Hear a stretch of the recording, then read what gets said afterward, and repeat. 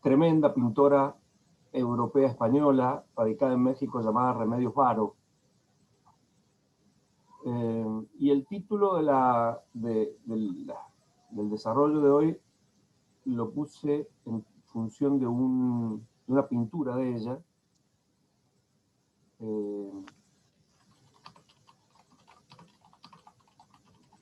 que se llama, se terminó titulando Mujer saliendo del psicoanalista. En este caso, obviamente creo que la mujer tiene que ver con ella, ¿no? Obviamente. Es una de las pinturas más conocidas, y que la voy a mostrar en un rato más cuando muestre algunas imágenes de sus cuadros, de sus pinturas.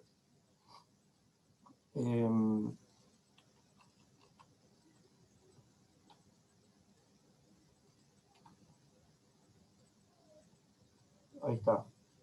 La verdad que hoy Mercurio retrógrado o quien sea me tiene a maltraer con el tema de la conexión.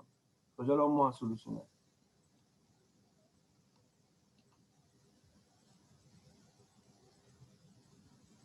Y lo primero que quería empezar al revés hoy. Quería empezar preguntándoles a ustedes qué conocen de esta artista.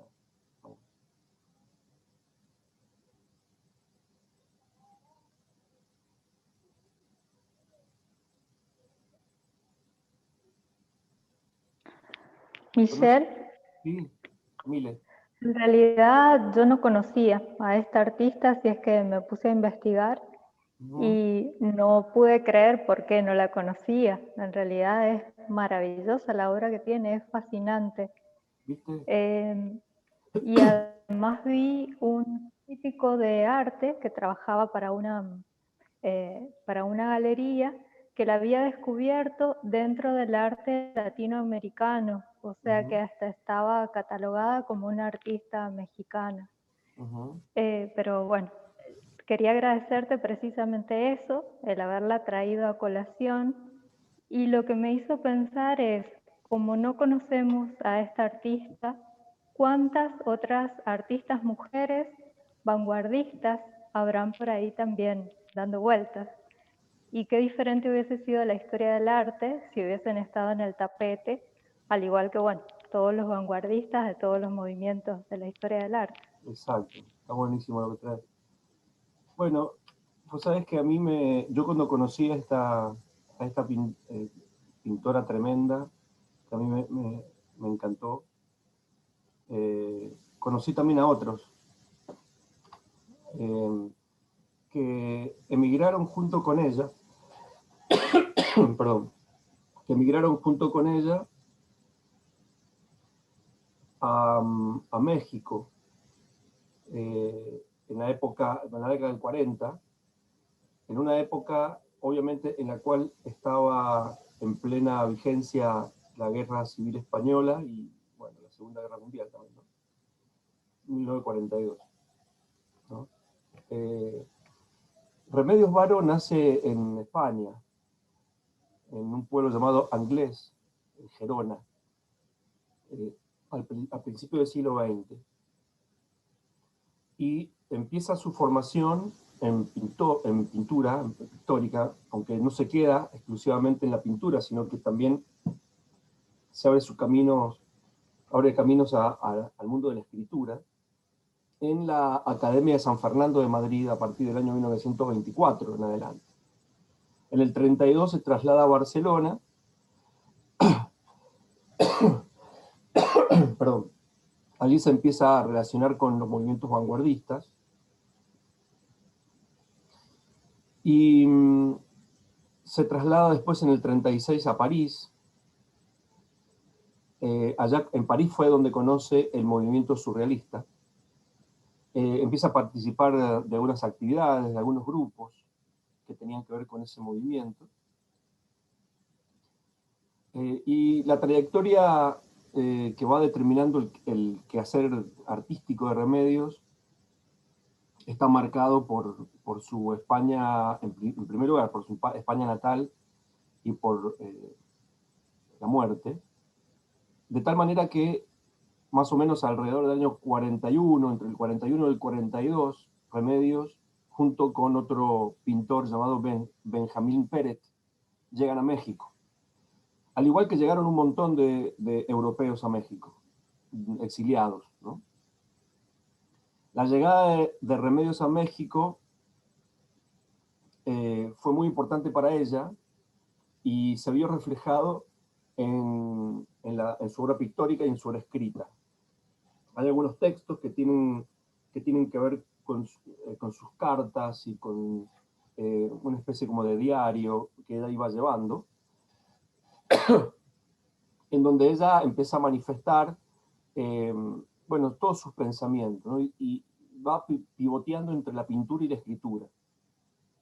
Junto con ella se traslada también a Europa otra surrealista, de la cual voy a hablar, ya se los voy anticipando el miércoles de la semana que viene, que se llama Leonora Carrington, que también es tremenda y que la conocí gracias a Remedios. Bueno, hubieron un montón de artistas que se fueron a México. Allá México en ese momento, en la década del 40,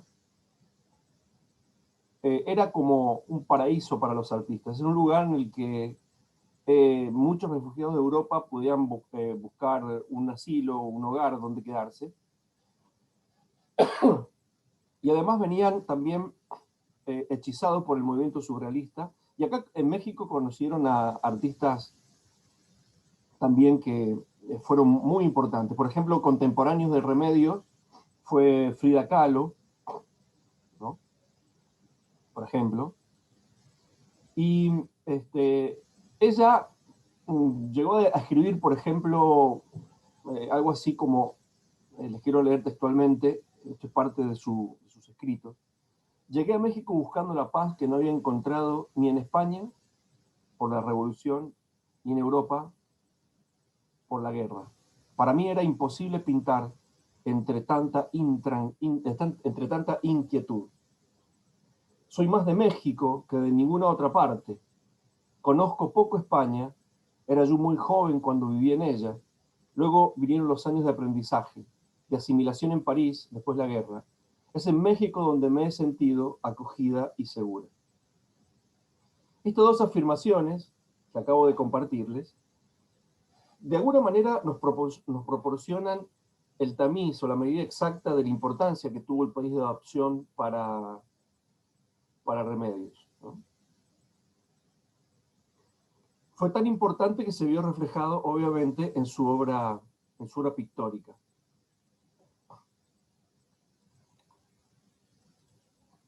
Cuando Remedios empieza a expresar su vocación de artista a partir de México, se produce en ella un profundo trasvasamiento cultural. Si bien mantiene su pasión y su amor por el surrealismo que había conocido en París, ese surrealismo fue marcándose y como diseñándose o tapizándose, no se me ocurre otra palabra para decirlo, tiñéndose quizás de la cultura de su país de adopción. Y eso se puede ver a lo largo de sus trabajos que vamos a ver ahora en un rato más, que les voy a mostrar. Para poder entender por qué la obra de Remedios fue muy poco conocida o quizás muy poco comunicada, bueno, quizás según lo que ella también manifiesta en muchas de sus cartas, y que le valió bastante tiempo de psicoanálisis, era el hecho de haber sido mujer, de haber sido exiliada, y de haber venido de Europa en un país que al principio empezó a sentir como una especie de reticencia en esa época de exilios, ¿no? No fue el único país al cual se exiliaron muchas personas en esa época, ¿no? En la época de la Guerra Civil Española y la Segunda Guerra Mundial. Y además también para poder entender su obra tenemos que acudir necesariamente a las premisas básicas del surrealismo, ¿sí? Una de ellas tiene que ver con la utilización del mundo interior o del modelo interior frente al modelo existente en la realidad.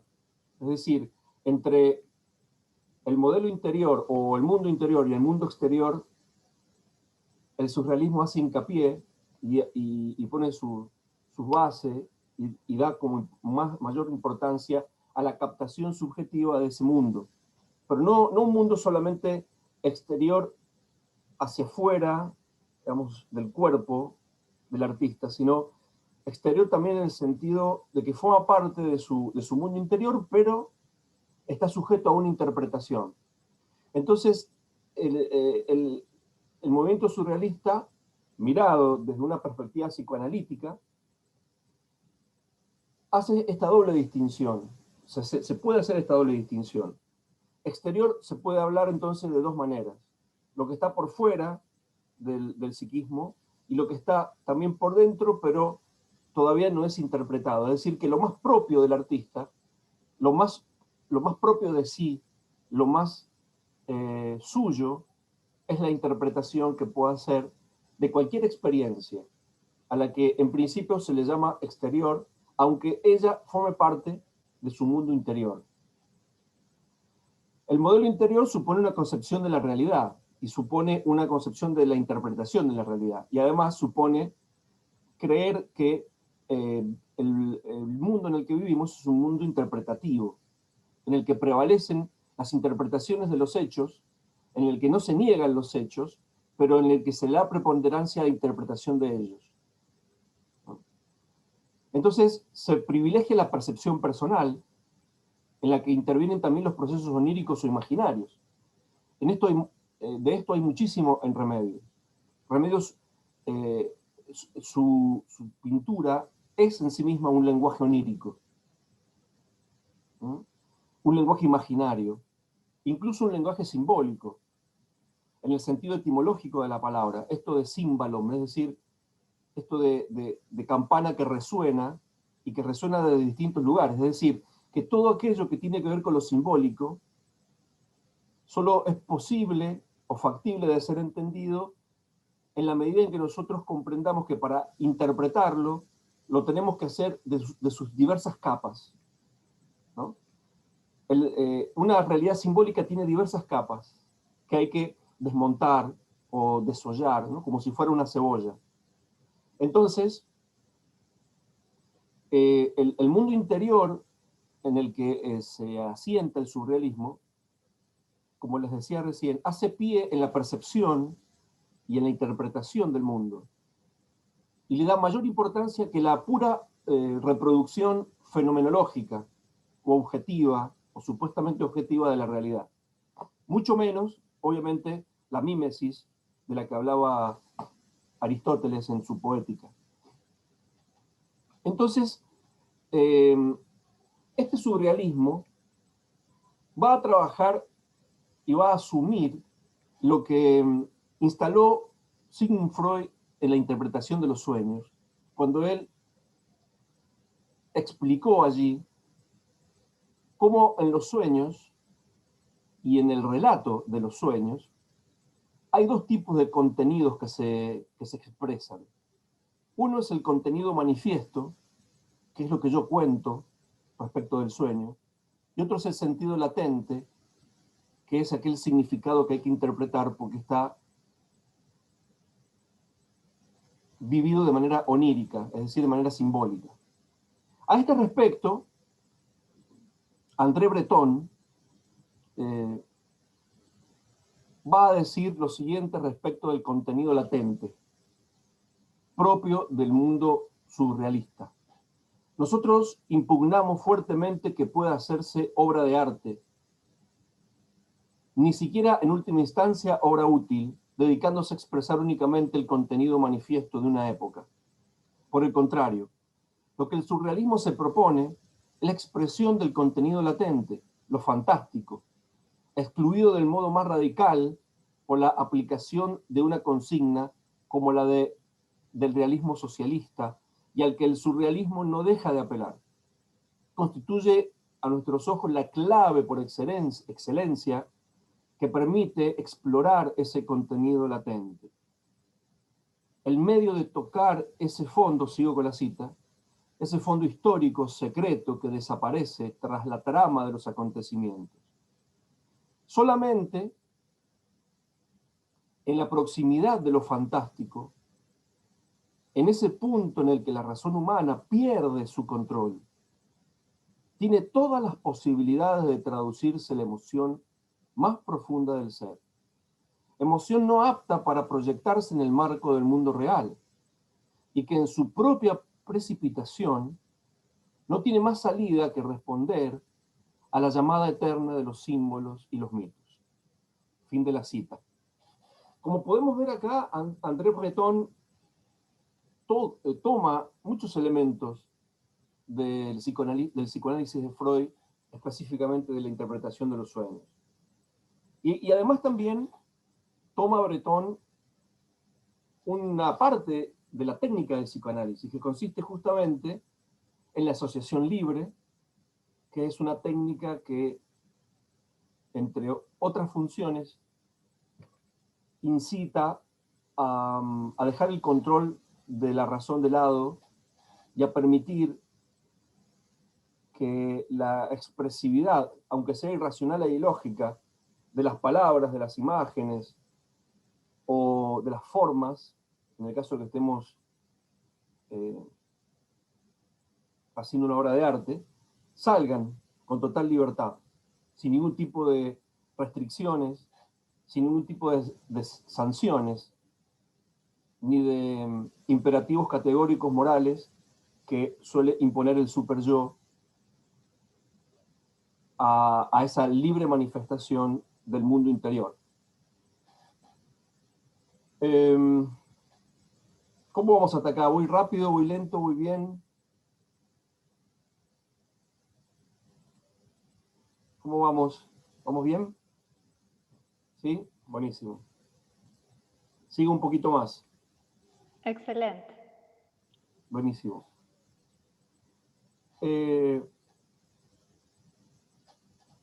Remedios Varo también refleja en su obra que, como decía recién, es marcadamente y exclusivamente de su mundo interior, manifiesta también una suerte de metamorfosis del orden, o del orden de la realidad. Una metamorfosis que rompe con la lógica del mimetismo, pero que además altera también las relaciones de causa y efecto, que se supone está manejada en la realidad, o el mundo exterior. Además de eso, también la creación del universo que creó Remedios Varo, ese universo interior, sin duda que responde a un cierto reflejo del mundo exterior, pero pasado por el tapiz de su subjetividad, que aparece plasmada en sus pinturas o en su escritura mediante la ironía, el humor, la imaginación, transfigurando o metamorfoseando sus cuadros y sus textos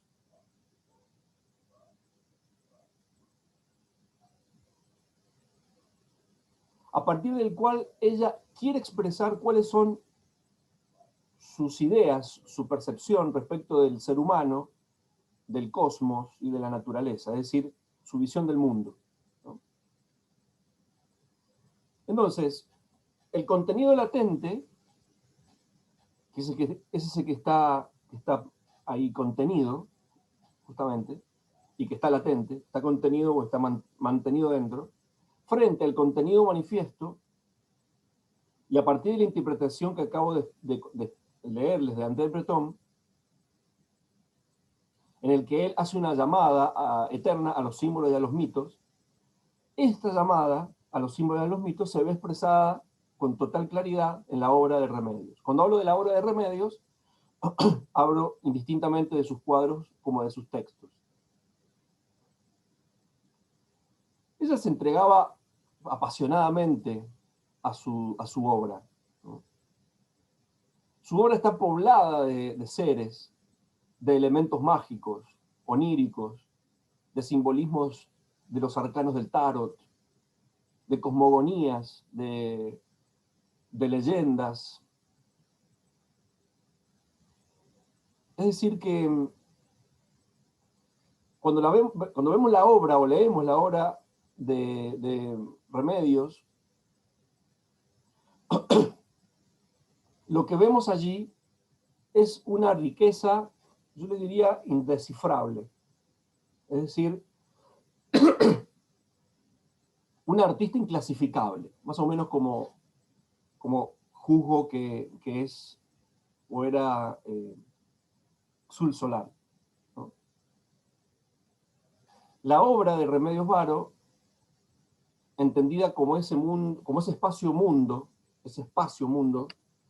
en donde converge, en términos lacanianos, algo del significante, nos deja ver, entre otras cosas, no solamente el mundo, el vasto mundo y riquísimo mundo interior de la artista, sino también su expresividad y misterioso feminismo creativo, o su misterio femenino creativo. En este sentido, la obra, que incluye, como les decía, pintura y letra, toda ella forma como una sola escritura, ¿no? Que puede ser atrapada o entendida como una creación genuina, una genuina creación.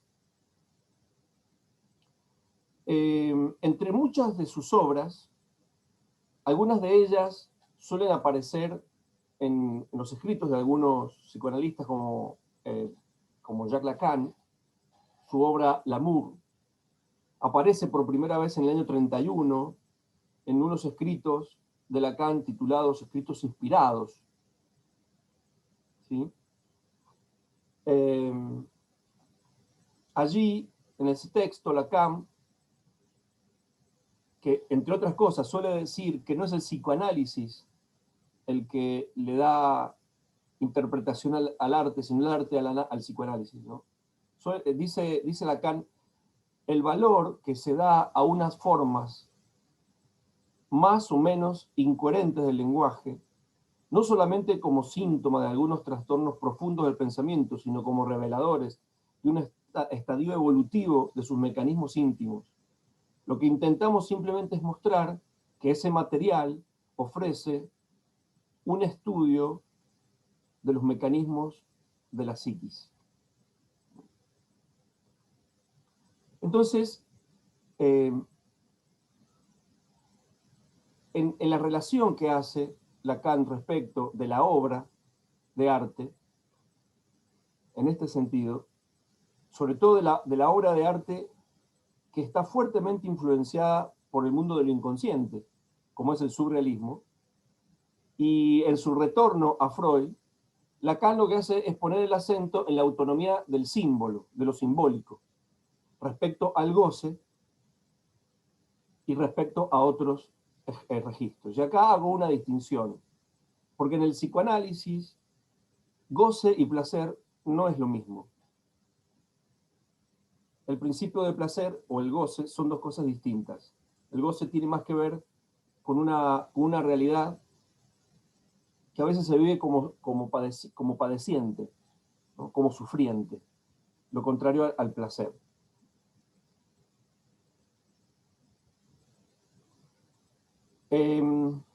¿Cómo vamos hasta acá? ¿Vamos bien?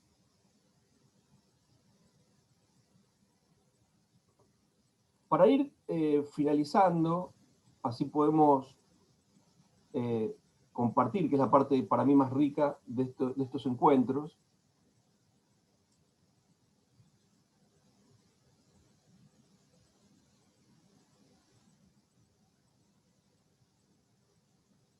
Quiero leerles un un texto de Octavio Paz que se llama Apariciones y desapariciones de Remedios Varo. Dice así: aquí se trata del tiempo, por eso hay un relojero. Perdón, hago una aclaración que no la hice. Acá Octavio Paz se refiere a la obra de Remedios titulada Revelación o El relojero. Dice así, Octavio Paz: aquí se trata del tiempo, por eso hay un relojero, que en cierta manera representa el tiempo ordinario nuestro. Pero por la ventana entra una revelación y comprende de golpe muchísimas cosas. He tratado de darle una expresión de asombro y de iluminación. A su alrededor hay cantidad de relojes que marcan todos la misma hora, pero dentro de cada uno hay el mismo personaje en muy diferentes épocas. Eso lo consigo por medio de los trajes característicos de épocas muy distintas. Cada reloj tiene una ventana con rejas, como en una cárcel. Bueno, esto es parte de alguna manera de la representación del mundo interior de esta artista múltiple y tremenda. Y ahora sí, para finalizar, les quiero mostrar algunos de sus cuadros. Permítanme que comparta.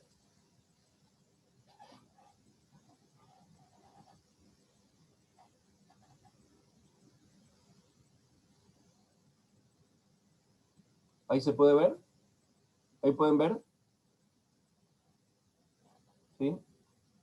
Este es el cuadro del que les hablaba al principio, ¿no? Mujer saliendo del psicoanalista. Fíjense qué interesante.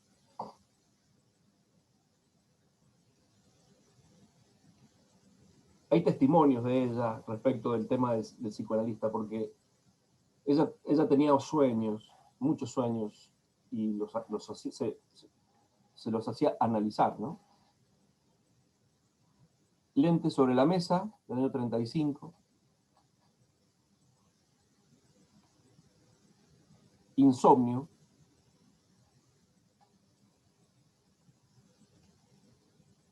Del 47. Las almas de los montes, del 38. Hibernación, del 42. Íconos,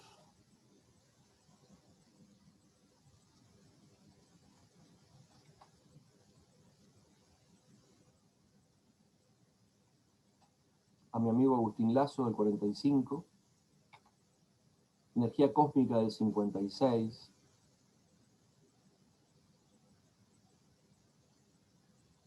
Es una belleza, no sé qué opinan ustedes, ya lo vamos a compartir, pero la verdad que a mí me ha impactado.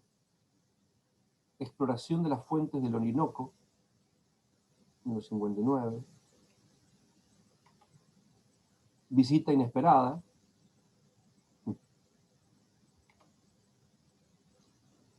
Este sería como el bosquejo, ¿no? Interesante, fíjense.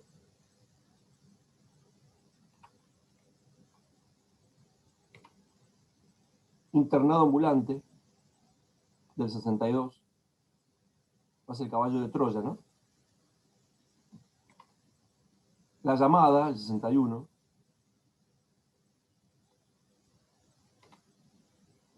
Locomoción capilar, del 59.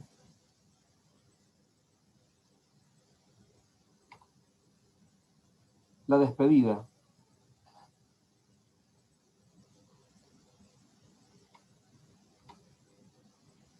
Tránsito en espiral, del 62.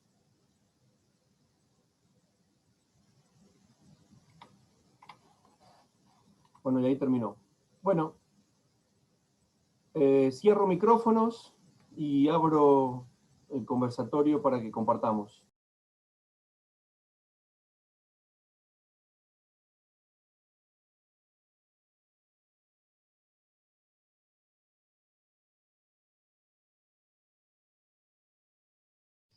Bueno, a veces es más fácil opinar cuando uno no sabe nada del tema, ¿viste? Porque uno da la impresión nada más y escuchamos después lo que dicen los que saben. Pero la verdad es que me pareció maravillosa la obra. Y realmente absolutamente onírica, totalmente. O sea, me pareció muy bella, muy bella. Eso es lo que puedo... Ahora, fíjate, la época, no sé si toda la época, pero cuando vos empezaste a hablar de ella, me hizo acordar a un documental que hizo Almodóvar sobre Chabela Vargas, de alguna forma, ¿no? Pero bueno, hice la relación en función de cuando ella vuelve a México y siente México como el país que la, que la redime de todas, de todas las penurias que había pasado antes, ¿no? Bueno, eso, nada más. Muy preciosa, preciosa la obra.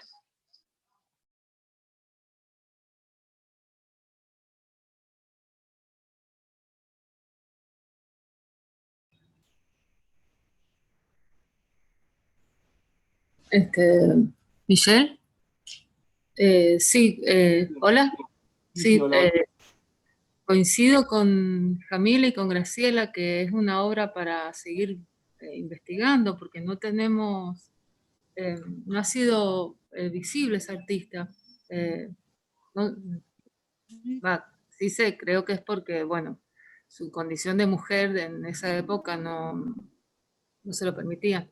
Pero qué loco que recién en México ella puede desarrollar y sentar un estilo, ¿no? Eh, Me parece eso, y lo que decía Graciela también, como que se sintió muy muy a gusto en ese ambiente, siendo que venía de una Europa súper rica en arte, pero es como que en México recién ella puede explotar. Ujú. ¿Será así? Sí, totalmente. Ella, así como vos lo decís, fue como una explosión. Ella eh, vivió su producción, digamos, más rica Claro, cuando estaba en México, ¿no?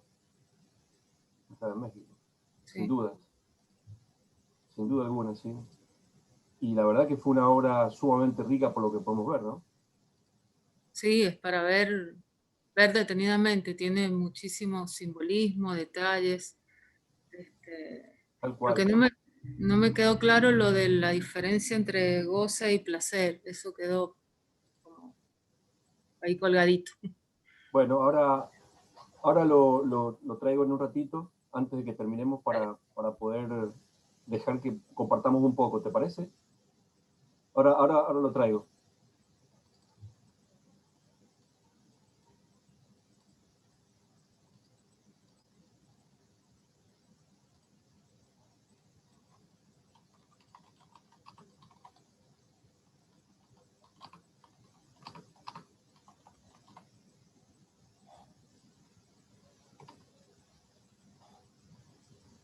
Por ahí sí, en toda la obra es como una constante, pero lo que me ha llamado la atención es la preponderancia del color rojo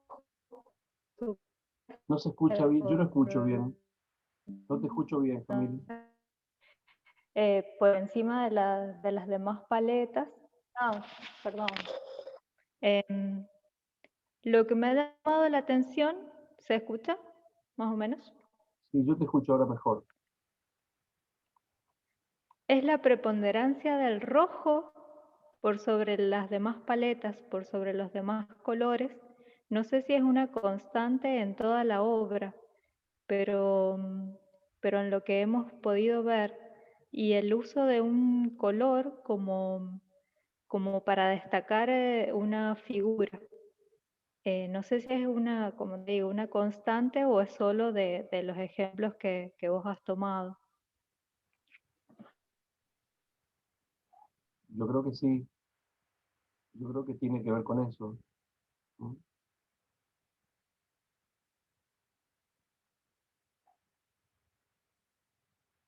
Y un poco, antes de que, por ahí, para que no se me vaya, lo que vos traías, Analía, respecto de esto del goce y el placer. Eh, en el psicoanálisis se hace una distinción entre el goce y el placer como dos experiencias opuestas. El placer tiene más que ver con aquello que se percibe como agradable y que hace desaparecer una tensión, un estado de tensión, de tal manera que el placer le pone un límite, es como que le pusiera un límite al goce. El goce, en cambio, es siempre, está siempre en orden a una pulsión, es decir, a una tensión, a una energía que puja por salir, que implica un gasto de energía y que de alguna manera también implica a veces hasta una experiencia dolorosa.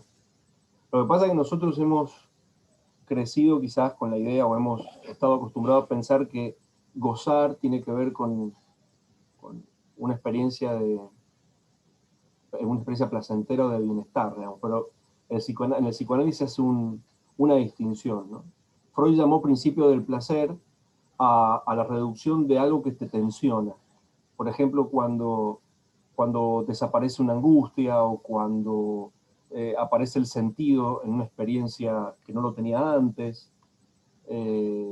cuando descansás, por ejemplo, cuando tenés relaciones sexuales, por ejemplo, tiene que ver más con el placer y con el goce. El amor tiene más que ver con el goce, por ejemplo, porque tiene que ver con experiencias incluso a veces hasta limitantes. Porque si partís de la idea de que el amor es una experiencia inacabada, siempre inacabada, entonces el goce que produce el amor tiene más que ver con el dolor. En cambio, el placer que produce un cuadro o una relación sexual tiene más que ver con la reducción de una tensión, se quiere, ¿no? No sé si le embarullé más o... No, Claro. perfecto. No, lo que pasa es que uno siempre habla de eso del goce estético, ¿viste? Y Sí. cuando un espectador ve una obra, supuestamente hay un goce estético, y sería todo lo contrario en este caso. O no, Eh, depende. eh, Depende de digamos, lo que te produzca la percepción. claro, sí, también, pero uno siempre lo vira para el lado de algo agradable, ¿ves? Claro, claro. Bueno, en este sentido, la idea es entenderlo de otra manera, digamos. Claro. En realidad, a lo mejor como espectador podríamos decir que tenemos placer y como productores o artistas tenemos goce. Claro. Que, Incluso bueno, nosotros, los que no pintamos y no somos artistas de ese arte, yo no lo hago, pero yo la experiencia que a veces he tenido con ciertas obras de arte es de una experiencia no sé, experiencia de abismo, por ejemplo, ¿no? De límite. al mirar una obra Sí, como espectador, hay obras que a mí me han producido una experiencia distinta al placer, es decir, me han producido más bien un goce, me han producido más bien una sensación ¿cómo te podría explicar? Eh,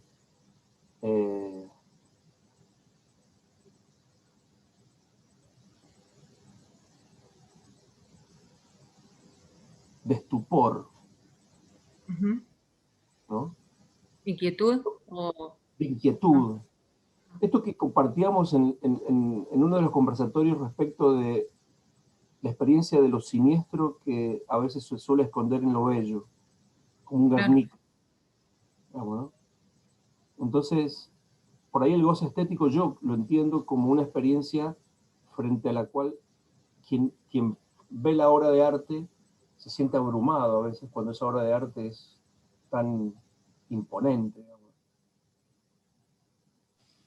Bueno, no sé, pero yo pienso que alguna de las obras que nos mostraste, sobre todo la de Mujer saliendo del psicoanalista, tiene algo de eso que decís, por lo menos a mí me impactó la primera sobre todo, tal vez porque uno conoce al artista, no sé, me impactó de una forma que me hizo sentir sensaciones bastante fuertes, digamos, no fue una cuestión placentera pura, con esas cabezas hacia abajo, no sé, no sé si tendrá que ver o no. Sí, tiene todo que ver, me parece, porque más en la lógica en la lógica que sigue el surrealismo, me parece que tiene que ver más bien con tu percepción de eso. Y a mí también me ha generado una percepción semejante en la obra de este artista, ¿no? Pero bueno, sí. Bueno, no sé si alguien más quiere compartir. ¿Puedo dar mi opinión, Michelle, y a todos los demás? Sí, por supuesto, Alberto. Mira, me anoté para hablar clara y concretamente. Me encantó tu claridad de la introducción y el desarrollo que hiciste. Magnífico, felicitaciones. Gracias. La obra, magnífica, realmente impactante. Tal como dice Yamile, ese color impresionante y como dijo Marisol, creo, produce emoción. También refleja ese mundo interior tan turbulento que tiene que haber sido, ¿no? Porque lo que muestra en sus pinturas es una turbulencia interior increíble. Y hablando de goce y de placer, he pasado un momento muy placentero. Y lo último que quiero decir, México siempre fue un país que recibió con las manos abiertas, diríamos, a muchos exiliados, entre ellos muchos argentinos. Gracias por este momento. Un gusto, Alberto. Te quería comentar que tampoco la conocía, que realmente no sabía ni de su existencia. O sea, había escuchado su nombre, pero nunca había visto su obra. Y la sensación que me produce es medio parecida a la que me produce el Bosco. O sea, no sé, tendría que indagar un poco a nivel, digamos, estético, pero la sensación que me dan es medio parecida a la que me producen las obras del Bosco. Ok.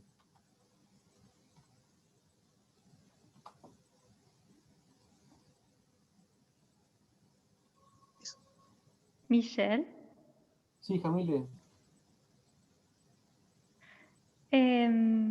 No sé si tiene que ver, pero esta relación del goce y el placer puede estar relacionada también con la idea de figura de fondo. ¿Es algo fluctuante o siempre el goce es uno y el placer es otro? Desde la perspectiva del psicoanálisis son siempre opuestos. Así como el placer tiene que ver con aflojar la tensión de una experiencia, el goce tiene que ver con algo más intenso, el placer tiene que ver con algo más suave, más líquido, si se quiere, ¿no? El goce es algo más intenso, está más vinculado a la excitación, a la tensión, a un cierto dolor, que no tiene que, a ver, entendamos el dolor, un dolor que no necesariamente tiene que ver con lo pero biológico. como categoría, sí. Sí. Pero sería como una categoría, o sea, siempre el mismo, no Sí. varía según el observador, a eso me refiero. No, porque como son categorías de análisis, que el psicoanálisis le ha dado esa interpretación permanece siempre la misma. Desde el psicoanálisis te estoy hablando, por ahí de repente podés ver otras interpretaciones, por ejemplo, yo te digo del psicoanálisis. Hay dos textos de Freud en el que habla de la relación que hay entre el goce y la pulsión, por ejemplo, el malestar de la cultura y más allá del principio del placer. Ahí es una distinción entre placer y goce, y habla de la pulsión. Si vos te vas al mundo de la filosofía, por ejemplo, encontrás desde el banquete de Platón, que habla del deseo, y la experiencia de la carencia, la relación entre deseo y carencia.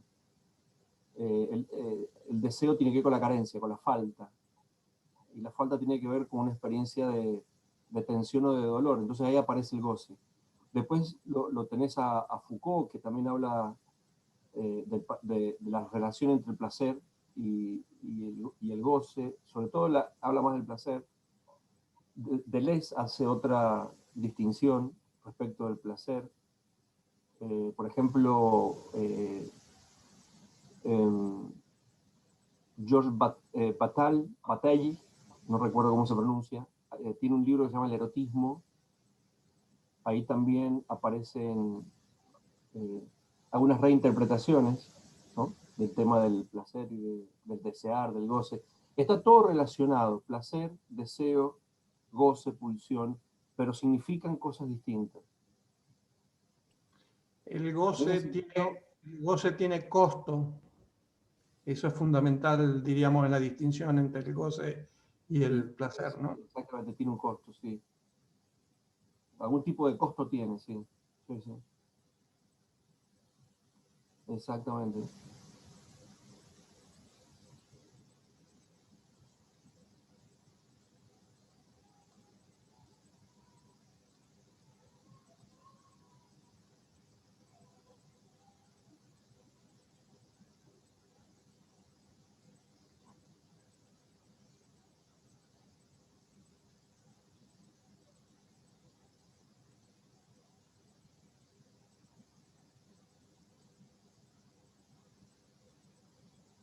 Bueno, no sé si alguien más quiere compartir algo.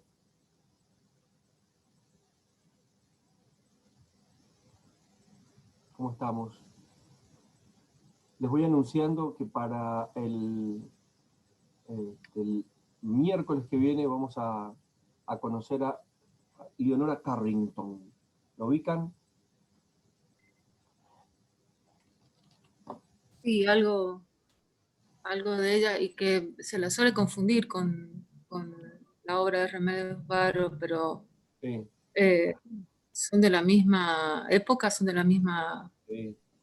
Son de la misma época. contemporáneas. Sí, Ajá. son contemporáneos, sí. Exactamente. No, yo no la conozco, me voy a tener que poner a estudiar. Bueno, es otro desafío.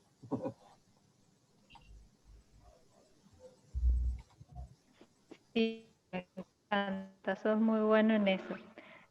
Mira, Michelle, ¿puedo ocupar el para pasar un chivo? Pase todo lo que quiera.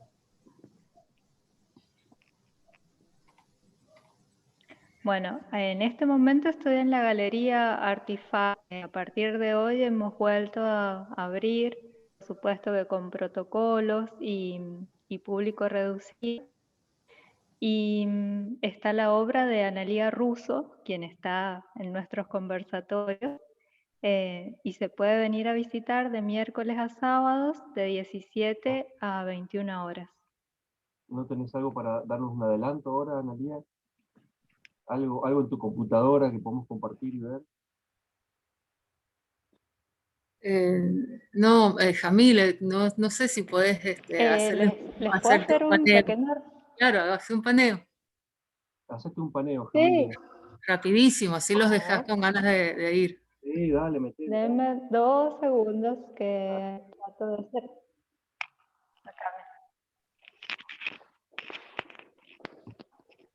¿Se ve ahí? Bueno, la obra de Analía también tiene esto humano, se llama Humanas Latitudes. Uh-huh. No, se llama Humanidad Una obra. Vital.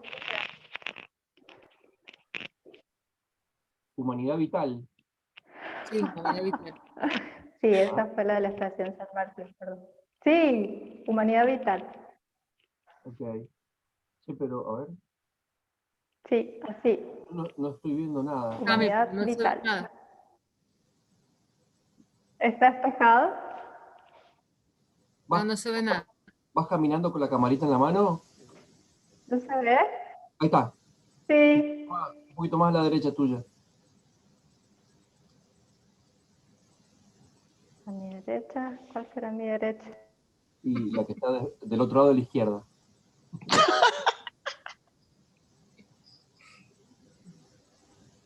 De tu derecha. Es que vemos un cuadro, no sé ustedes, pero yo veo un cuadro que está como por la mitad cortado por la cámara. Ese cuadro, No, Sí, yo también. yo no veo nada. Movete veo un poquito, Camile, y ahí Angelina, vas a saber que es la izquierda o la derecha. veo como un Se remolino, ve. Analia, puede ser, no, hacia lo lejos, Bueno, ¿viste? vengan a verla. Bueno, Lo está Sí, haciendo a propósito. lo estás Sí. haciendo a propósito, Gemile, me parece, sí, para que vayamos. Sí, sí.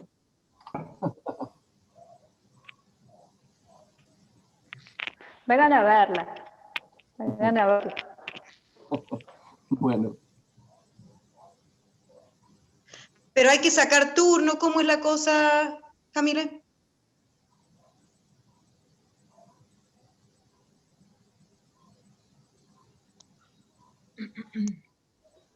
¿O se Se fue puede el ir Javi. directamente así, de una? No, se puede ir, nada más que si se junta mucha gente, que va a suceder seguramente, este, claro, no pueden ingresar no. más de 10 o 15 personas, me parece. bueno, Pero todo con protocolo y está abierto desde miércoles a sábado a partir de las 17 horas. excelente. Mitre, O sea que vamos y probamos suerte. ¿cómo, Carl? O sea que vamos y probamos suerte, a ver si podemos Claro, entrar. claro, claro. Sí. Bueno, amigos y amigas, nunca sé quién es Marlo. ¿Quién es Marlo? Marlo. Yo lo tengo Ah, acá como Marlo. sí, tienes razón. Bueno, saludos a Marlo. No sé quién es Marlo. Siempre está todos los miércoles, pero está como Marlo y nunca, no le conozco el rostro. Bueno, le mando un saludo, un cariño para ustedes también. Bueno, Así, gracias. gigante, enorme como cada miércoles. Gracias por estar. Gracias a vos, Michelle. Es un gusto. Cariños para ustedes. Nos vemos Muchas el miércoles que viene. gracias. Buenas noches. Chao, chao. Chao. Buenas noches.